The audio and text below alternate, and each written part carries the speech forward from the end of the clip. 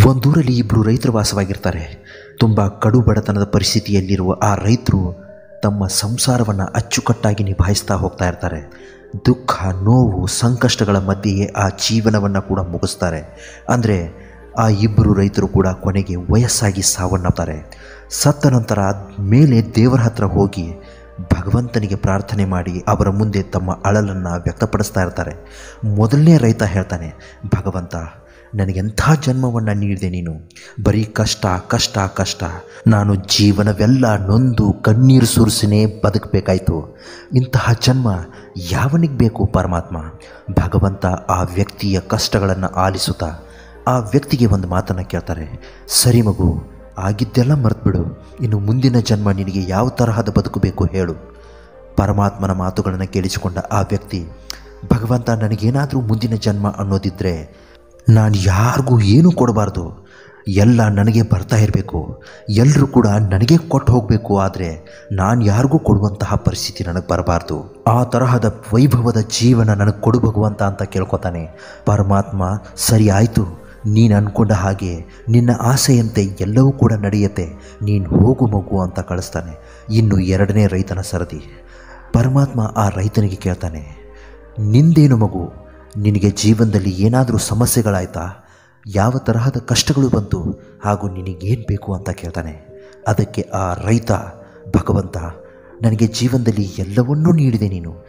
ಸುಂದರವಾದ ಸಂಸಾರವನ್ನು ನೀಡಿದೆ, ಕಷ್ಟಪಟ್ಟು ದುಡಿಯೋದಕ್ಕೆ ನನ್ನ ಬಳಿ ಜಮೀನು ಕೂಡ ಇತ್ತು, ಅದನ್ನು ನೀನು ಸುಂದರವಾಗಿ ಕಾಪಾಡಿಕೊಂಡು ಬರುವಂತೆ ಮಾಡಿದೆ. ಎಲ್ರಿಗೂ ಕೂಡ ನಾನು ಸಹಾಯ ಮಾಡುವಂತೆ ನೀನು ಮಾಡಿದೆ. ನನಗೆ ಅಂತಹ ಶಕ್ತಿಯನ್ನು ಕೊಟ್ಟು ದಯಪಾಲಿಸಿದೆ. ಆದರೆ ಒಂದೇ ಒಂದು ಕೊರಗು ಭಗವಂತ, ನನ್ನ ಬಳಿ ಬರುವ ಎಲ್ರಿಗೂ ಕೂಡ ನಾನು ಹೊಟ್ಟೆ ತುಂಬ ನೀರು, ಮಜ್ಜಿಗೆ ಇಂತಹದ್ದನ್ನೆಲ್ಲ ಕೊಡುವಷ್ಟು ಮಾತ್ರ ಶಕ್ತನಾದೆ.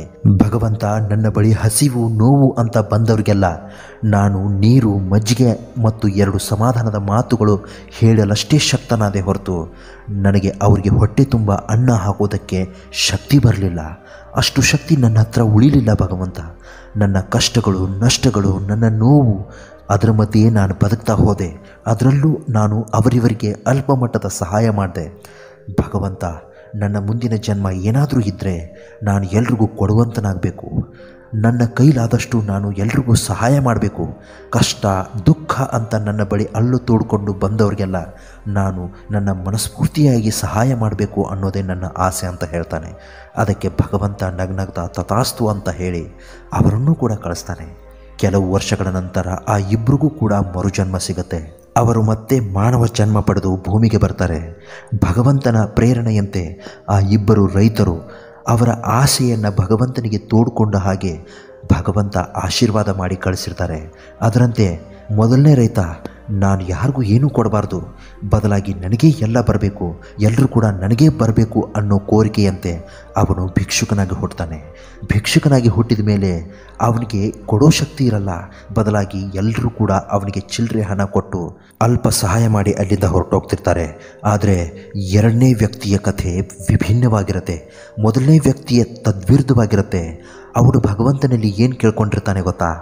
ನಾನು ಎಲ್ರಿಗೂ ಕೊಡುವಂತನಾಗಬೇಕು, ನನ್ನ ಬಳಿ ಸಹಾಯ ಅಂತ ಬಂದವರಿಗೆ ನಾನು ಯಾರಿಗೂ ವಾಪಸ್ ಕಳಿಸ್ಬಾರ್ದು ಅಂತ ಕೇಳ್ಕೊಂಡಿರ್ತಾನೆ. ಅದರಂತೆ ಭಗವಂತ ಅವನನ್ನು, ಸ್ನೇಹಿತರೆ, ಒಂದು ದೊಡ್ಡ ರಾಜ್ಯದ ರಾಜನನ್ನಾಗಿ ಆ ಭಗವಂತನು ಅವನನ್ನು ಸೃಷ್ಟಿ ಮಾಡಿರ್ತಾನೆ. ಅದರಿಂದ ಅವನು ಎಲ್ರಿಗೂ ಸಹಾಯ ಅಂತ ಬಂದವರಿಗೆ ಸಹಾಯ ಮಾಡ್ತಾ ಇರ್ತಾನೆ. ಕಷ್ಟ ಅಂತ ಬಂದವರಿಗೆ, ಹಸಿವು ಅಂತ ಬಂದವರಿಗೆ ಅನ್ನದ ರೂಪದಲ್ಲಿ ಸಹಾಯ ಮಾಡಿ ಕಳಿಸ್ತಾ ಇರ್ತಾನೆ. ಡಿಯರ್ ಫ್ರೆಂಡ್ಸ್, ಈ ಕಥೆಯ ಉದ್ದೇಶ ಏನು ಗೊತ್ತಾ? ಮನುಷ್ಯನಲ್ಲಿ 2 ರೀತಿಯ ಯೋಚನೆಗಳಿರುತ್ತೆ. ಒಂದು ಸಕಾರಾತ್ಮಕ ಯೋಚನೆ, ಇನ್ನೊಂದು ನಕಾರಾತ್ಮಕ ಯೋಚನೆ. ನಮಗೆ ಬಂದಿರುವಂತಹ ಕಷ್ಟಗಳು ನಮಗೆ ಮುಂದಿನ ಒಳ್ಳೆಯದಕ್ಕೆ ಅನ್ನೋದನ್ನು ನಾವು ಮರಿಬಾರ್ದು. ಅದನ್ನು ಬಿಟ್ಟು ನಮಗೆ ಕಷ್ಟಗಳು ಬರ್ತಾ ಇವೆಯಲ್ಲ, ನನಗೆ ಕೆಟ್ಟದ್ದಾಗ್ತಾ ಇದೆಯಲ್ಲ, ಆ ಭಗವಂತ ಹುಡ್ಕೊಂಡು ಬಂದು ನನಗೆ ಯಾಕೆ ಕಷ್ಟಗಳನ್ನು ಕೊಡ್ತಾ ಇದ್ದಾನೆ ಅಂತ ಪ್ರತಿದಿನ ಯೋಚನೆಯಲ್ಲಿ ಮುಳುಗೋದಕ್ಕಿಂತ ಈ ಕಷ್ಟಗಳು ನನ್ನ ಮುಂದಿನ ಒಳ್ಳೆಯದಕ್ಕಿಂತ ತಿಳ್ಕೊಂಡು ಬದುಕಿನಲ್ಲಿ ಮುನ್ನಡೆಯುವುದನ್ನು ಕಲಿಬೇಕು. ಭಗವಂತ ಯಾರನ್ನು ಸುಮ್ಮನೆ ಹುಟ್ಟಿಸಿರೋದಿಲ್ಲ, ಅದಕ್ಕೆ ಒಂದು ಬಲವಾದ ಕಾರಣ ಇರುತ್ತೆ. ನಿಮ್ಮಿಂದ ಏನೋ ಒಂದು ಒಳ್ಳೆಯ ಕಾರ್ಯ ಆಗೋದಿರುತ್ತೆ. ಅದಕ್ಕೋಸ್ಕರ ಭಗವಂತ ನಿಮ್ಮನ್ನು ಒಂದು ರೂಪದಲ್ಲಿ ಹುಟ್ಟಿಸಿರ್ತಾನೆ. ನಮಗೆ ಕಷ್ಟಗಳು ನೋವುಗಳು ಬರ್ತಾ ಇವೆ ಅಂದರೆ ಅದನ್ನು ತಡ್ಕೊಳ್ಳೋ ಶಕ್ತಿ ನಮಗೆ ಭಗವಂತ ಕೊಟ್ಟಿರ್ತಾನೆ ಅನ್ನೋದಕ್ಕೆ ಮಾತ್ರ ನಮಗೆ ಕಷ್ಟಗಳು ಬರ್ತಾ ಇವೆ ಅಂತ ನಾವು ಅಂದ್ಕೋಬೇಕು. ಇಂತಹ ಮತ್ತಷ್ಟು ಒಳ್ಳೆಯ ಮೋಟಿವೇಶ್ನಲ್ ಕಥೆಗಳಿಗೋಸ್ಕರ ನಮ್ಮ ಚಾನಲ್ನ ದಯವಿಟ್ಟು ಸಬ್ಸ್ಕ್ರೈಬ್ ಮಾಡ್ಕೊಳ್ಳಿ. ನಮಸ್ಕಾರ ಎಲ್ರಿಗೂ.